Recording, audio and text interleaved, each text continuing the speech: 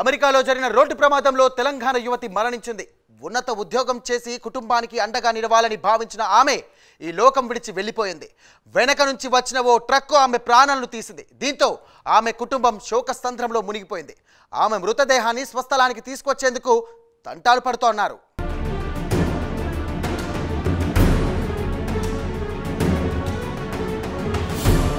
అమెరికాలో జరిగిన రోడ్డు ప్రమాదంలో హైదరాబాద్లోని దుండిగల్కు చెందిన యువతి చనిపోయింది.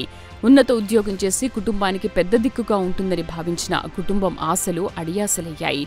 సిద్దిపేట జిల్లా రావురూకల గ్రామానికి చెందిన శ్రీనివాసరావు వర్మ, హేమలత దంపతులు బ్రతుకు తెరువు కోసం కొన్నేళ్ల క్రితం హైదరాబాద్ నగరానికి వచ్చారు.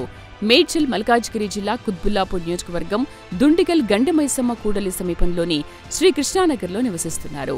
శ్రీనివాసరావు ప్రైవేటు పాఠశాల బస్సు డ్రైవర్గా పనిచేస్తుండగా భార్య ఓ ప్రైవేటు పరిశ్రమలో పనిచేస్తున్నారు.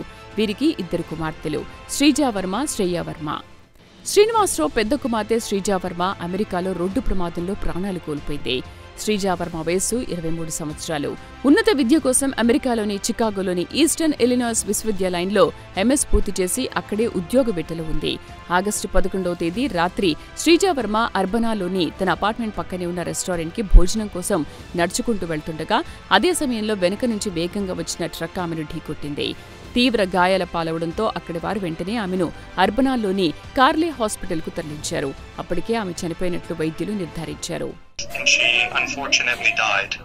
How come that happened? Yeah. It's hard to say exactly. All that we know is that her heart stopped. We weren't able to do any investigations, any scans or anything because we were working to resuscitate. So the coroner who's here, she'll have her body, and then she'll be in contact with your family to figure out how we get her back home to you, okay? Yeah, please. Okay, all right. If you don't have any other questions, I'm going to hang up, okay?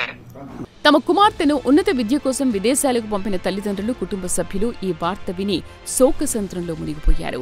మృతదేహాన్ని త్వరగా స్వదేశానికి రప్పించేందుకు రాష్ట్ర, కేంద్ర ప్రభుత్వాలు సహాయం చేయవలసిందిగా తల్లిదండ్రులు, కుటుంబ సభ్యులు కోరుకుంటున్నారు. తెలంగాణ నుంచి అమెరికాకు వెళ్లే విద్యార్థుల సంఖ్య రోజురోజుకి పెరుగుతున్నప్పటికీ ఇలాంటి సంఘటనలు వెలుగులోకి రావడం ఆందోళన కలిగిస్తోంది. ఇప్పుడు అపాక్సీ ట్రీట్మెంట్ కి తీసుకెళ్తున్నారు. మొత్తం ఫుల్ స్కాన్ చేసి ఇస్తారు ఎలా చనిపోయింది, దేనివల్ల చనిపోయింది అనేసి. అసలు కాదు, బయట మేజర్ యాక్సిడెంట్స్, మేజర్ ఇంజరీస్ ఏం లేవంట కదా, ఓన్లీ అది నెత్తికే తగిలిందంట కదా డైరెక్ట్.